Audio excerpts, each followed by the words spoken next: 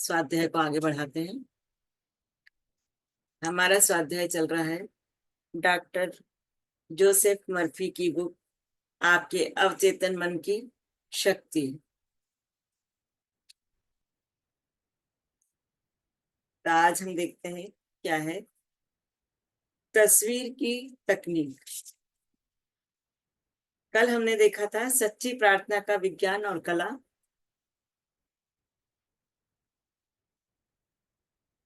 तो तस्वीर की तकनीक उन्होंने यहाँ पर बताई है किसी विचार के सूत्रीकरण का सबसे सरल और स्पष्ट तरीका है इसकी तस्वीर देखना। अपने मन की आंख से इसे उतनी ही स्पष्टता से देखना जैसे यह साकार हो। आप आंख से सिर्फ वही देख सकते हैं जो बाहरी जगत में पहले से मौजूद है। इसी तरह आप मन की आंख से जो तस्वीर देख सकते हैं वह पहले ही आपके मन के अदृश्य क्षेत्रों में मौजूद है। तो जो हम देखना चाहते हैं हम पहले से ही हमारे अंदर मौजूद रहती है और उसे हम आसानी से देख सकते हैं। कोई भी चीज, कोई भी इमेजिन विजुअलाइज हमें करना है तो हमें मन से करना है।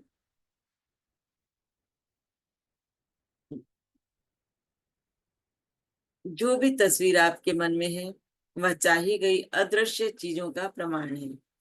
आप अपनी कल्पना में जो गढ़ते हैं वह आपके शरीर के किसी अंग जितना ही वास्तविक होता है। जो भी आप अगर देखते हैं अपने कल्पना में देखते हैं, सोचते हैं, वह सब यथार्थवादी ही दुनिया में प्रकट होता है। बस शर्त इतनी होना चाहिए कि आपकी मानसिक जो तस्वीर आपने बनाई है उसमें आपकी कितनी आस्था है, कितनी निष्ठावान है आप उसके प्रति। चिंतन की यह प्रक्रिया आपके दिमाग पर छाप छोड़ देती है। यह छाप बाद में आपके जीवन में तथ्य और अनुभव के रूप में सामने आती है। आर्किटेक्ट जिस तरह की इमारत बनाना चाहते हैं पहले उसकी तस्वीर देखते हैं। वे उसे इस तरह देखते हैं जिस तरह से उसे पूरा करना चाहते हैं। उनकी कल्पना और विचार प्रक्रिया एक प्लास्टिक का सांचा बन जाती है जिससे इमारत उभरेगी। तो आपने देखा होगा कि आर्किटेक्ट जो पहले तो सोचते हैं, इमेजिन करते हैं, फिर उसका एक ढांचा तैयार करते हैं, मॉडल जिसे कहते हैं। बाद में फिर वो प्रकट रूप में बिल्डिंग आती है। यह सुंदर या बदसूरत हो सकती है, गगनचुंबी अट्टालिका या एक मंजिला मकान हो सकती है, लेकिन यह सब तस्वीर की कल्पना से शुरू होता है। आर्किटेक्ट की मानसिक तस्वीर कागज पर आकार लेती है। अंततः कॉन्ट्रैक्टर और भवन निर्माता आवश्यक सामग्री इकट्ठी करते हैं और इमारत बनने लगती है। पूरी होने पर यह आर्किटेक्ट के मानसिक ढांचे के अनुरूप होती है। जब वो कंप्लीट होती है तो जैसा उसने सोचा रहता है वो उसी तरह की होती है। जैसा उसने मानसिक तस्वीर बनाई रहती है वैसी ही वो होती है। मैं श्रोताओं के सामने भाषण देने से पहले हमेशा तस्वीर की तकनीक आजमाता हूँ। मैं अपने मस्तिष्क को शांत कर लेता हूँ ताकि विचार और तस्वीर अवचेतन मन तक पहुंचा सकूं। फिर मैं पूरे सभागृह की तस्वीर देखता हूँ। उसकी कुर्सियां पुरुषों और महिलाओं से भरी हैं। वे अपने भीतर की असीमित उपचार शक्ति से उत्साहित हैं। मैं उन्हें स्वस्थ, खुश और स्वतंत्र दिखता हूँ। तो ये सब मानसिक रूप से वो पहले ही देख लेते हैं सभागृह में जाने के पहले। अपनी कल्पना में यह विचार लाने के बाद मैं इस मानसिक तस्वीर को बनाए रखता हूँ और कल्पना करता हूँ कि लोग कह रहे हैं मैं ठीक हो गया हूँ, मुझे बहुत अच्छा लग रहा है, मेरा काया पलट हो गया है। मैं लगभग 10 मिनट तक ऐसा करता हूँ। मैं खुद को एहसास दिलाता हूँ कि हर व्यक्ति का मन और शरीर प्रेम, पूर्णता, सुंदरता से भरा हुआ है। मेरा एहसास उस बिंदु पर पहुंच जाता है जहां से मैं मन में जानता हूँ कि आवाजें सुन सकता हूँ। वो इतने गहरे उसको विचार कर लेते हैं कि उनको वो सब जनता की आवाजें सुनाई देती हैं। उनकी खुशी और सेहत की घोषणा करते हैं। फिर मैं पूरी तस्वीर को मुक्त कर देता हूँ और मंच पर पहुंच जाता हूँ। ये सारी तस्वीर वो मानसिक रूप से देखते हैं, करते हैं, और इसके बाद फिर छोड़ करके वो मंच पर पहुंच जाते हैं। इस तकनीक का प्रयोग करने के बाद में जब भी बोलता हूँ तो हर बात कुछ न कुछ लोग बाद तक रुककर मुझे बताते हैं कि उन्हें उनकी प्रार्थनाओं का जवाब मिल गया। जब वो वहां पर बोलते हैं, करते हैं, तो कुछ लोग रुक करके उनको अपनी बात शेयर करते हैं, बताते हैं कि उन्होंने जो प्रार्थना की उसका फल उन्हें मिला है। मानसिक फिल्म विधि जैसा पुरानी कहावत दावा करती है कि एक तस्वीर 1000 शब्दों के बराबर है, इस तथ्य पर जोर दिया जाना चाहिए कि अवचेतन मन किसी भी तस्वीर को साकार कर देगा, बशर्ते उसके पीछे आस्था हो। इस तरह काम करो जैसे मैं हूं और सचमुच मौजूद रहूंगा। कुछ साल पहले मैं मिड वेस्ट में एक लेक्चर टूर पर गया था। इस सिलसिले में मुझे कुछ राज्यों में जाना पड़ा। मैं उस इलाके में एक स्थायी जगह चाहता था ताकि मैं जरूरतमंदों की सेवा कर सकूं। मैंने काफी दूर दूर तक यात्रा की, लेकिन स्थायी जगह के विचार को नहीं भुला पाया। एक रात को स्पोकेन वाशिंगटन में मैं अपने होटल के कमरे में पलंग पर आराम कर रहा था। मैंने अपने ध्यान को स्थिर किया, मतलब आराम करते हुए उन्होंने अपने ध्यान को स्थिर किया।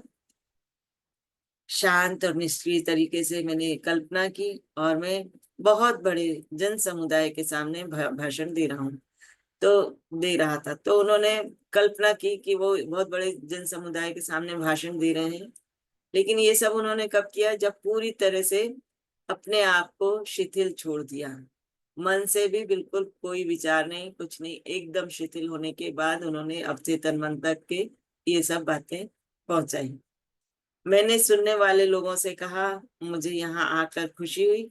मैंने इस आदर्श अवसर के लिए प्रार्थना की है। मैंने अपने मन की आंखें से काल्पनिक भीड़ को देखा और मुझे यह वास्तविक लगी।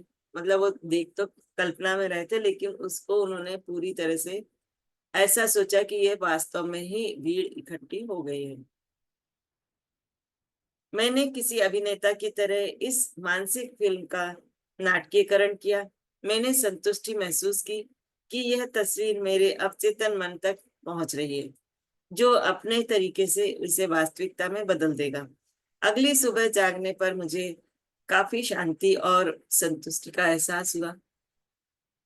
कुछ दिन बाद मेरे पास मिड वेस्ट के एक संस्थान का फोन आया। वे मुझे अपना डायरेक्टर बनाना चाहते थे। मैंने प्रस्ताव स्वीकार कर लिया और कई साल तक वहां पर बहुत ही संतुष्टिदायक काम करने का आनंद लिया। जिस तरीके का वर्णन मैंने किया है उसे अक्सर मानसिक फिल्म विधि कहा जाता है। मुझे बहुत से लोगों के पत्र मिलते हैं जिन्होंने मेरी पुस्तकें पढ़ी और मेरा भाषण सुना। वे मुझे इस तकनीक से हासिल हुए आश्चर्यजनक परिणामों के बारे में बताते हैं। मानसिक फिल्म विधि एक क्षेत्र में खास उपयोगी लगती है। उन्होंने उसका क्षेत्र भी बताया कि जिसमें बहुत ज्यादा उपयोगी है, जायदाद बेचना। अगर आप कोई मकान जायदाद बेचना चाहते हैं तो मेरा सुझाव है कि आप पहले तो अपने मन में यह संतुष्टि कर ले कि आपके द्वारा तय कीमत सही है और आपके साथ खरीदार दोनों के हिसाब से न्यायपूर्ण है। इसके बाद अपने मस्तिष्क को शांत कर लें। यह मतलब पहले तो संतोष कर लेना है, जो भी आप कीमत सोच रहे हैं वो आपके और खरीदार के दोनों के लिए न्यायपूर्ण है। ना बहुत महंगी है ना बहुत सस्ती है, जो भी है न्यायपूर्ण है। इसके बाद अपने मस्तिष्क को शांत कर लें, शिथिल हो जाएं, विश्राम करें और उन्हीं निष्क्रिय अवस्था में चले जाएं ताकि समस्त मानसिक प्रयास न्यूनतम हो जाएं। अब अपने हाथों में चेक की तस्वीर देखें। चेक पाने की खुशी मनाएं। चेक के लिए धन्यवाद दें और अपने मस्तिष्क में बनी पूरी मानसिक फिल्म की सहजता अनुभव करते हुए सो जाएं। आपको इस तरह काम करना है जैसे यह सब सच हो चुका है। ऐसा करने से अवचेतन मन पर इसकी छाप बन जाएगी। फिर असीमित बुद्धिमत्ता उस खरीदार को अपनी ओर आकर्षित करेगी जो उस जायदाद को सचमुच चाहता है और जो इसे प्रेम करेगा तथा इसमें समृद्ध होगा। मस्तिष्क के अधिक गहरे प्रवाह से खरीदने और बेचने वाले एक एक साथ आ जाते हैं।